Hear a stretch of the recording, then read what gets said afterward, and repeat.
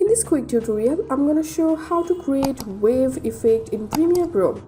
For showing, here's using a video.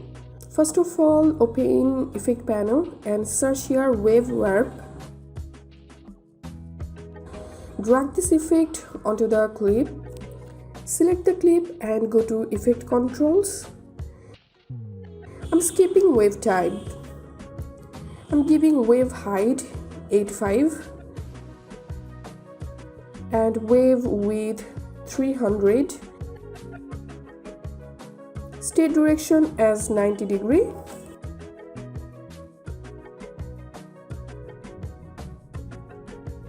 Now let's see the video. Here we can see wave has been added, but there are black bars around the video. Let's remove it. Click on pinning and select all edge. Now we can see extra black bars has been removed. Here we can see wave has been added into the video clips. That's it for now. If you find this video helpful, make sure to subscribe this channel. Thank you.